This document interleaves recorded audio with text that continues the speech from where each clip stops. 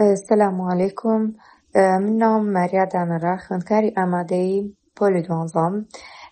کاریگەری کۆرسەکەم بۆ خۆی باش لەسەر من سەرەتا بەجددی لە سەرەتایە کە بەشداریم کرد شتی زۆر نێگەتیڤە مێشکمەوانێ بڕابەخۆبوونم زۆر کەم بوو. دایما بیرمە کردوانێ ئەگەر دەرەجە نەهێنم ئەبێ چی بێ، ئەگەر داغڵی وەزاری نەبم بیرم لەو شتانە کردەوە. بەڵام بەجددی ئەم کۆرسە وای لێ کردم کە بە تەواوەتی باوەڕم بە خۆم هەبێ هەموو شتێکی نێگەتیڤ لە مێشکما بسڕمەوانێ.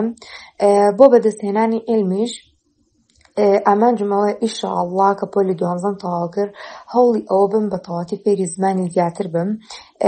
بەجددی ئەم کۆرسەوە و لێ ئەکا کە باوەڕ بەخۆ بنێ بۆ زیاترکردنی ئیلم. کاتی ئەو هەموو کەسە پێشکەوتووە کەسە باشانە ئەبینی هەوڵ ئەی کە زیاتر تۆش هەوڵ بێ وەکو ئەوان لەبێ فێری شتی زیاتر بی. بەجددی مرۆڤ بۆ دروست نەکراوە کە بێ ئیسفادە دابنیشێ بێ هیچ شتێ خەریکی تۆڕە کۆمەڵایەتیەکان بێ.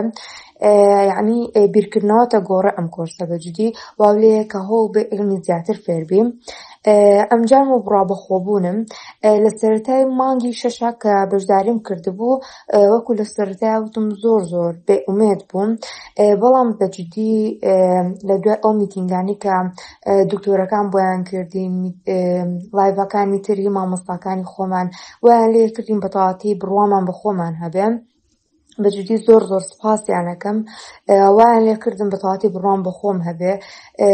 ئێستا کاتێک کە شتێکی نێگەتیڤێتە مێشکمەوەی قسە لە مێشکمی دەرەکەم و بۆ لەبەرکردنی بینینی پێش ئەوەی بەشداری بکەم لە کۆرسەکە لە ماوەی 40 دقە بۆ سەعاتێ من لاپەڕەیەکم لەبەرە کرد. بەڵام ئەلحەمدولیلا ئێستا لە ماوەی 5 دقەیە 2 لاپەڕە لەبەرەکەم زۆر ئیسفادەم لێ کردووە و بۆ لەبەرکردنی بیستنی خۆم زۆر هەوڵم نایە لەگەڵی بۆیە ئەوەیانم هەڵگرتووە بۆ دوای پۆلی 12 ئیشەڵڵا هەوڵی لەگەڵیان باش بم و بە لەبەرکردنی بیستنیەکە قورئان لەبەرکەم ئیشەڵڵا. و بۆ لەبەرکردنی ژمارەکان بەجددی ئیسفادەیەکی زۆرم لێ کردووە. پێشووتر کاتێکە هەنێک کەس مەبینی ژمارەیان زۆر لەبەرە کرد، یعنی بە دوای یەکە ماوەیەکی کەم بڕوام ناکرد. بەڵام کاتێکە خۆم هاتمە ناو ئەم کۆرسانە خۆم توانیم ژمارەیەکی باش لەبەر بکەم، ژمارەیەکی زۆر لەبەرکەم. بەجددی زۆر یعنی ئاسانێکا لەسەرمان. شتی تازە و کاریگەری بەسەر ژیانمانە هەبێ. شتی تازە و کاریگەری بەسەر ژیانمانە کاتێکە ئەو مامۆستایانە ئەبینی ئەو هەموو هەوڵە ئەیان ئەو هەموو خۆیان ماندۆکن لەگەڵمانە ئەو هەموو ئیلمیان پێ بەجددی کاریگەری لەسەر ژیانی توایە بێ. ئەڵێ یعنی منیش وەکو ئەوانم بۆچی منیش هەوڵ نێم، بۆچی یعنی دانیشم هەوڵ نێم هەر بە نێگەتیڤی بیرکەمەوانێ. نا بەجددی یعنی واو لێیە بە تەواوەتی هەوڵ بێ لە ژیانتا کاریگەریەکی زۆرەکەوێتە سەر ژیانێ. و بۆ بڕی پارەکەش بەجددی بڕی پارەکەی زۆر باشە، هیچ عیبێکی نییە، شایانی بە خولەکەیە. بۆ بڕی پارەش ئەوەی کە بۆ خولەکە گونجاو بێت زۆر گونجاوە، بەڵام ئەگەر کەمتریش بێ باشترە.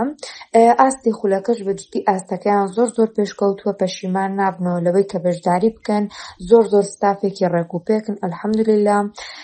هاوکاری مامۆستاکان بەجددی هەر لە دکتۆرەکانەوانێ هەتا وەکو مامۆستا سدیق و مامۆستا شادی و مامۆستا ئاوات و ئەوانە بەجددی هەر هەمویان زۆر ڕێکوپێکن، زۆر هاوکاری دەکەن، زۆر تەرجیعتەکەن. ڕێکلامەکانیش بەجددی ڕێکلامەکان یعنی شایانیەتی بگرە زۆر یعنی شتی زیاتریشیوە لەسەر ڕێکلامەکان بنووسن.